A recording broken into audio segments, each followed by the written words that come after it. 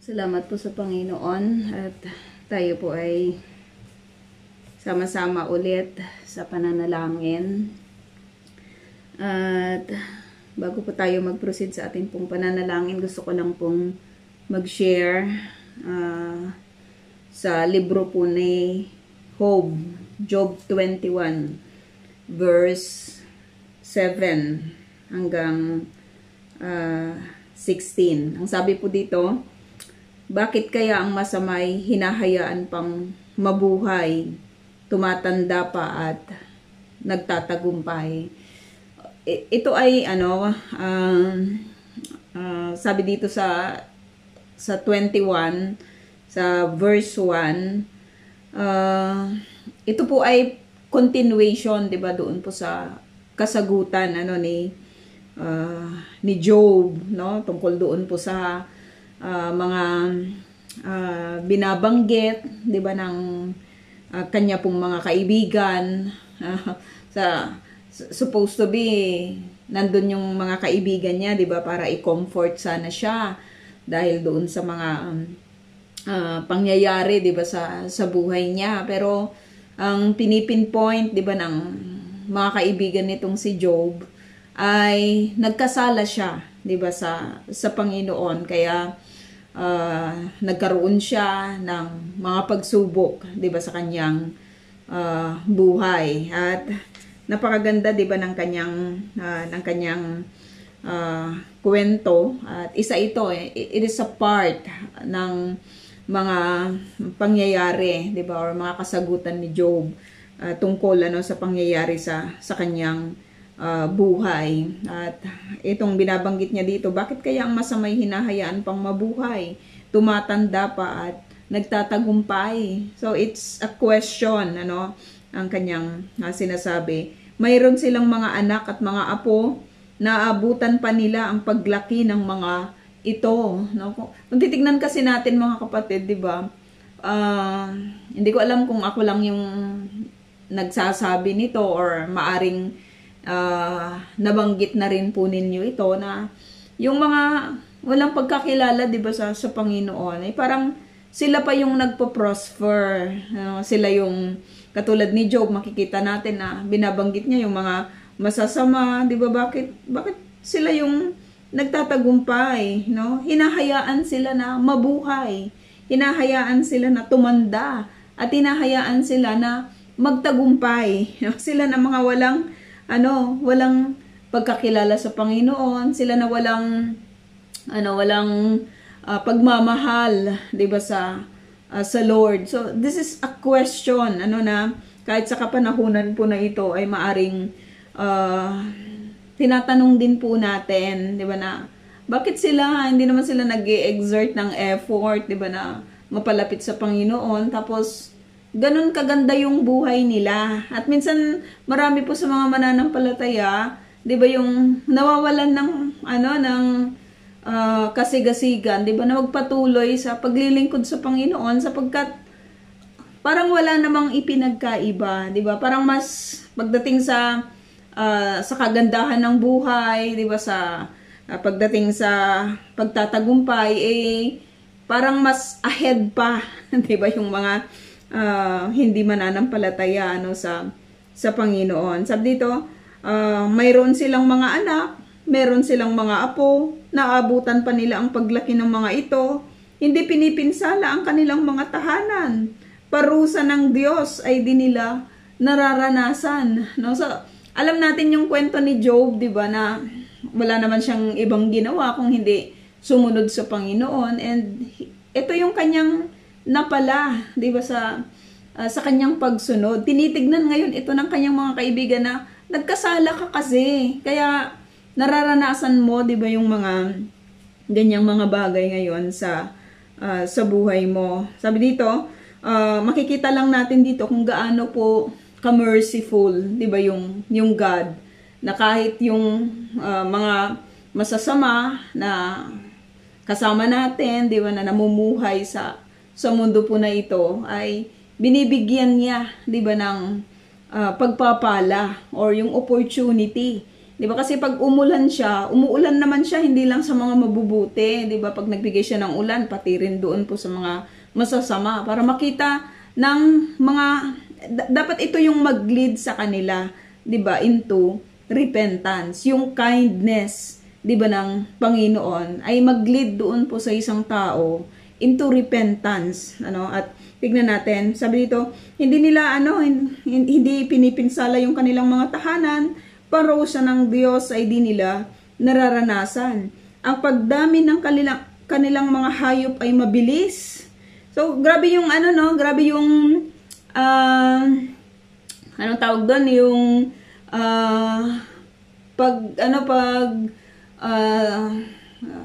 yung yung experience ni Job sa buhay, nakita niya ito, 'di ba, sa kanyang sariling mga mata na wala namang nangyayari doon sa mga masasama. Actually ay nagpo-flourish pa nga sila, Sabi dito, ang pagdami ng kanilang mga hayop ay mabilis, ang inahin nilang bakay nasa ayos kung magbuntis. Kaya nga yung mga unbeliever minsan, 'di ba, hindi pag ini-invite sila, parang okay na kami, okay na yung buhay ko kahit hindi ako magsimba. Naiintindihan ako ng Diyos. Alam niya yung alam niya yung buhay ko, pero sa totoo lang ang punto nun, okay na ako maayos na yung buhay ko. Hindi ko kailangan ang Diyos, Katulad ng binabanggit po nitong si Job, yung mga masasama nagpo-flourish naman sila, why do they need God? Bakit kailangan nila ang Diyos, Sabi dito, ang kanilang mga anak ay naghahabulan, parang tupang naglalaro at mayroon pang sayawa. Nai-enjoy na yung mga anak nila, nai-enjoy nila yung buhay. Wala namang parusa sa kanila, 'di ba? Hindi naman nila ito natatanggap, Okay na yung buhay nila, maalwan, pinapagpala sila sa lahat ng bagay, 'di ba, na meron sila. Umaawit sa saliw ng tamburin at lira, umiinda, nagsasayaw sa tunog ng mga plauta. So kung ganito kaganda yung buhay mo, why do you need God? Diba?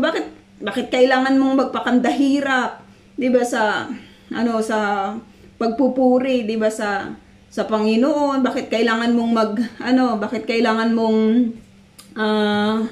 anong tawag doon? Pagdaanan, 'di ba, yung kahirapan ng paglilingkod. Kung okay naman pala yung buhay, 'di ba, na wala ang Diyos. Kasi marami namang tao ang wala ang Diyos, pero okay naman, 'di ba, yung kanilang buhay, Sabi dito, ang buong buhay nila ay puspos ng kasaganaan. Nakita ito ni Job, puspos ng kasaganaan yung buhay, 'di ba, ng mga taong masasama pa ang sabi niya, 'di ba, yung mga masasama, yung mga wala talagang pagkakilala, 'di ba, sa Panginoon. Kung sa panahon ni Job nakita niya yung mga bagay na ito, mga kapatid, hindi ibig sabihin nito na ganun yung buhay na nakita niya sa kapanahunan na yon, hindi naman nagbago, 'di ba, sa kapanahunan natin ngayon. It's the same scenario. Walang pinagkaiba, Nakikita natin na wala lang talagang pinagkaiba. Kung titignan mo, sino ba yung may pagkakilala sa Diyos na talagang number one, 'di ba, sa kayamanan. Actually, kung mag-i-scan tayo sa Facebook kung sino yung mga mayayaman, 'di ba, na mga tao in terms ng kasaganaan sa buhay, puro mga hindi naglilingkod, 'di ba, sa Panginoon, Merong mga pailan-ilan, 'di ba, na mga mananampalataya na talagang may may sinasabi, 'di ba, sa kanilang buhay. But marami po, 'di ba, yung mga masasama, yung mga walang pagkakilala sa Panginoon. Ang buong buhay nila ay puspos ng kasaganaan at mapayapa ang kanilang pagharap sa kamatayan. Talagang kung mamamatay yung mga mayaman na ito, parang papunta sila sa langit sa dami ng sa dami ng kaalwaan, 'di ba, na kanila pong natatanggap. Yung burol nila maayos, 'di ba, yung preparation, 'di ba, ng kanilang pagpunta sa libingan ay maayos, 14, sinasabi nila, itong mga taong ito na mga masasama, huwag mo kaming pakialaman. Ayaw naming alamin ang iyong kalooban. Ganun po yung mga sinasabi ng mga taong ito. Di ba? Huwag mo kaming pakialaman. Bakit kami maniniwala sa iyo? Ang hirap ng buhay mo. Diba? Bakit kami maniniwala sa iyo? Sinasabi mo, God will provide. Pero tignan mo. Diba? Ganyan pa rin yung buhay mo. Samantalang kami, okay kami dito. Diba? Mas maayos yung buhay namin kaysa sa iyo. Diba? Kung titignan natin, diba, parang kaawa-awa yung mga mananampalataya. Diba? Kapag ganun po yung sasabihin. Kaya napakahirap. Sabi rin ni Jesus, diba, na napakahirap sa mga mayaman yung makapasok sa kingdom. Diba, makapasok doon sa kingdom ng Lord. Dahil nga, diba, doon po sa kanilang mga kayamanan. No? Mas priority po nila yung kanilang kayamanan at kasaganaan. At sinasabi nila, huwag mo kaming pakialaman. Ayaw naming alamin ang iyong kalooban. 15, sino ba ang makapangyarihang Diyos upang sambahin namin? Diba? Hindi nila kilala, no? Or kilala man nila, pero hindi sila sasamba. No? Bakit sila sasamba? Okay naman yung buhay nila. Diba? Sino ba yung Diyos na yan na sambahin namin? Sino ba yung makapangyarihan na yan na sambahin namin? Hindi naman siya nagbibigay ng judgment. Diba? Pinapagpala pa nga kami. Diba? Sa aming mga disobedience, pinapagpala pa nga kami sa aming kasamaan, no? At ano bang mapapala? At ano bang mapapala kung sa kanya'y mananalangin? Ano ba yung mapapala sa pananalangin, no? Bakit kailangan siya yung panalangin namin? Nagtatrabaho kami ng maayos, diba? Lakas namin yung aming ginagamit. Bakit kailangan naming manalangin sa makapangyarihan na Diyos na yan? Diba? Sino ba siya? Hindi namin siya kilala, no? 16, ang akala nila, sabi ni Job, sa sariling lakas galing ang tagumpay. Ngunit, di ako sang-ayon sa kanilang palagay. Diba? Ang ganda ng kanyang pag-present dito, mga kapatid, nitong si Job. Sinabi niya na lahat ng gawain ng mga masasama. Kung sino yung mga masasama na ito. Diba? At kung ano yung kanilang ginagawa. Sino yung kanilang priority. At ano yung kanilang ano yung minamahal nila, 'di ba, na nagawain. Pero kahit ganun yung nangyari sa buhay nitong si Job, sabi niya, hindi ako sang-ayon sa kanilang palagay. Palagay lang nila 'yon. Iba yung aking palagay. Sa tayo man, mga kapatid, sa mga oras po na ito, 'di ba? Iba rin yung ating palagay. Maraming sinasabi ang mundo, maraming sinasabi yung mga tao, kahit yung mga sinasabi na mga mayayaman, di ba? Kahit yung mga taong nagsasabi ng meron silang kasaganaan, kahit sinasabi nila na ano bang mapapala mo diyan, di ba, sa yung pagpunta sa iglesia, ano bang mapapala mo sa pag-attend ng mga Bible studies, ano bang mapapala mo sa pag-attend ng mga prayer meetings. Diba, nakatulad nito. Sa atin mahalaga yung prayer. Para kay Job, mahalaga yung pananalangin. No? Hindi siya nag-agree doon sa sinasabi ng iba. Doon sa mga palagay, doon sa mga opinion ng iba. Sapagkat ang sa kanya, diba, sa kanyang panig, walang iba na dapat sambahin maliban sa Diyos. Kahit nagdadaan siya sa maraming mga pagsubok, 'di ba, sa kanyang buhay, si Lord, 'di ba, yung kanyang priority. Bakit nga ba, no? Bakit pinangangalagaan ni Job? Kasi kung babasahin natin yung lahat ng kanya pong mga sinulat, isa lang yung ating makikita dito yung kanyang connection, 'di ba, sa Diyos. Yung kanyang pakikipag-usap, 'di ba, sa Diyos. Ano ba yung benepisyo ng panalangin? Ano bang makukuha natin, 'di ba, sa panalangin? Job, ano bang makukuha mo sa panalangin? Bakit kailangan mong manalangin? No, bakit hindi ka nag-agree dito sa mga taong ito na nagsasabi na wala silang pakialam sa Diyos, wala silang pakialam sa kalooban ng Diyos, no? Wala silang pakialam sa pagsamba sa Diyos na meron ka. Kasi alam ni Job, mga kapatid, na isa sa mga benepisyo ng panalangin ay yung kapanatagan Di ba? Yung kapanatagan sa lahat ng area ng buhay niya. Ano man yung nangyari sa buhay niya, alam natin, di ba, yung nangyari sa buhay niya. Meron siyang kapanatagan, meron siyang peace versus doon sa anxiety. Itong mga mayayaman sa tingin natin, okay yung buhay nila. Hindi. Punong-puno yan ng anxiety. No, samantalang sa atin, may kapanatagan tayo. Alam natin na ang kapanatagan natin, di ba, ay nasa Panginoon. Importante yung pananalangin, no? Importante talaga yung pananalangin, no? I experience it lang talaga from this month na alam mo yun, yung grabe yung pressure ng grabe, iba kasi kapag ang pressure ay sa family, di ba? Grabe yung pressure noon at alam mo yun, yung talagang you are so worried, di ba? You are so alam mo yun, yung may anxiety, lagi ka na lang pinagagalitan, lagi ka na lang minumura, di ba? So, konting anong tawag doon? Konting sitwasyon, di ba? Kahit sa trabaho, sa trabaho, nandyan din yung pressure. Pero kapag kapag nagkulang ka pala sa pananalangin, di ba? Ang magiging resulta nito ay anxiety. Magiging resulta nito ay hindi maganda. No, kaya importante lang talaga. I don't know how much yung ginugugol po ninyo, 'di ba, sa pananalangin. Pero I admit no na from this month, hindi ako naglalaan ng maraming panahon, 'di ba, sa pananalangin kasi parang ang hirap-hirap manalangin. Sa totoo lang, ang hirap-hirap manalangin sa mga kapanahunan na ito, no? I don't know if you experience it, pero parang ang hirap lang, 'di ba? Parang there is burden, no? Ang tindi lang ng burden, no? Na parang ang bigat-bigat ng dibdib, no, na parang sasabihin natin, 'di ba, na bakit ganito? 'Di ba?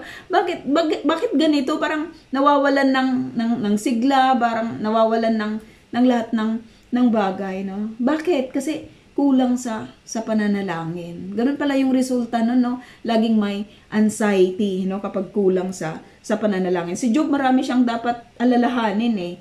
Pero hindi. Ang gamot pala ng lahat ng mga bagay na ito is prayer. Bakit? Kasi nai-strengthen yung ating spiritual pala, no? Kapag tayo po ay nananalangin. Yan yung pinanghawakan ni Job, eh. Tayo madali lang nating maintindihan yan kasi alam natin yung kwento ng kanyang buhay. Lagi sa panahon ng kanyang pagsubok, wala siyang ibang ginawa kung hindi manalangin, makipag-usap, 'di ba, sa Diyos, no?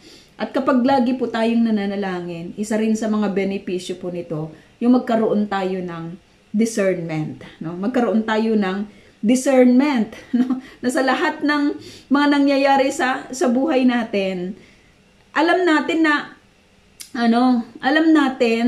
na meron tayong capacity na ibinigay ng Lord to discern what is good and what is evil. Pero kapag nagkulang po tayo sa panalangin, mawawala po sa atin 'yon, 'di ba? Lagi lang nating gagamitin yung ating human, 'di ba, na capacity sa pag-handle, 'di ba, ng lahat ng bagay. And last naman na benefit, marami pang mga benepisyo na nakita po natin at makikita natin dito po sa book ng Job. Pero kapag nananalangin tayo, nawawala yung ating weariness. Sapagkat ang Lord kino-comfort tayo sa atin pong mga panalangin, no? At mga kapatid, sabi po dito sa sa Psalm 66:18, basahin natin, Psalm 66:18, sabi niya, kung sa kasalanan ako'y magpatuloy, di sana ako dininig ng ating Panginoon, ngunit tunay akong dininig ng Diyos sa aking dalangin, ako ay sinagot. No? Isa sa mga hindrances pala ng pagsagot ng Diyos sa ating pong mga panalangin is sin, yung kasalanan. And as we continue, purihin ang Diyos, siya'y papurihan pagkat ang daing ko'y kanyang pinakinggan at ang pag-ibig niya sa akin walang katapusan. So isa yan sa mga hindrance, yung kasalanan, no, sa Panginoon, no. Ma-identify natin kung ano yung kasalanan sa Diyos at kasalanan sa ating kapwa, no. Ang binabanggit po dito, kasalanan, 'di ba, sa Diyos, yung disobedience ano sa Panginoon. Psalm 19:12, sabi dito, paano natin malalaman kung tayo po ay talagang papakinggan, 'di ba, ng Panginoon? Psalm 19:12, sabi dito, walang taong pumupuna sa sarili niyang kamalian. Iligtas mo ako, Yahweh, sa lihim na kasalanan. May mga lihim, no, na kasalanan. At ang tanging Diyos lamang pala, 'di ba, yung pwedeng magligtas, no, doon po sa mga lihim na kasalanan, no. Walang ibang nakakaalam nito, no. Tanging yung tao lang, 'di ba, na may-ari ng ano nito, ng katawan na ito. Siya lang yung nakakaalam, no. Kaya kahit ito sa psalm na ito, pinapanalangin, 'di ba, ng writer na kahit doon sa mga lihim na kasalanan ay hinihingi niya, 'di ba, yung pagligtas ni Yahweh, kasi alam niya na yung kasalanan ito yung maghihinder sa kanya, 'di ba, sa prayer. Sa kasagutan ng prayer, ilayo mo ang iyong lingkod na mapangahas na kasalanan, huwag mong itulot na maghari sa akin ang kasamaan. Sabi dito, sa gayoy, mamumuhay akong walang kapintasan at walang bahid ng masama ang aking mga kamay. Ang aking mga kamay. So, napaka ganda lang, 'di ba, na makita po natin, mga kapatid, na lalong-lalo na sa mga kapanahunan po na ito, lahat tayo vulnerable. Lahat tayo ay, lalong-lalo na, we will be having, 'di ba, yung nalalapit na victory, 'di ba, ng gawain po ng iglesia. Alam natin ito, no, from the previous na mga history natin. Alam natin na during actually hindi lang naman sa mga pero mas matindi yung pressure, 'di ba, sa kapanahunan po na ito, kasi we are the one na gagamitin po ng Panginoon to declare His goodness for the period of 1 year, 'di ba, na pag-iingat niya, pagsusustain niya sa iglesia, 'di ba, na kinabibilangan natin, no. So we are already in the times, ilang days na lang, 'di ba, of shakening, no, yung shakening na ginagawa ngayon ni Satan, at sa alam niya, 'di ba, sa tingin niya, matutuwa siya, 'di ba, kapag tayo po ay kanyang maigugupo. So patuloy lang tayo, 'di ba, na mananalangin. We may hurt each other, 'di ba, sa ating mga human na mga weaknesses. Pero hindi 'yun mangangahulugan that we will not continue, 'di ba, in our mission. Kasi kung hindi tayo magko-continue, sino yung ang laki-laki ng ngiti, 'di ba? Hindi ang Lord, kundi si Satan. So kailangan nating mapagtagumpayan yung lahat, 'di ba, ng mga pagdadaanan natin hanggang sa araw, 'di ba, na kung saan i-declare natin ng sama-sama ang kabutihan po ng Diyos, 'di ba, sa buhay ng iglesia na kinabibilangan natin, no, sa anniversary. So we will keep on praying. Panalangin lang talaga, no, pagtitiwala, 'di ba, sa Panginoon. Hindi pagtitiwala sa tao, kasi nagfi-fail po yung tao. Pero nagpapasalamat tayo sapagkat meron tayong Diyos, 'di ba, na kahit kailan ay hindi po magfi-fail. So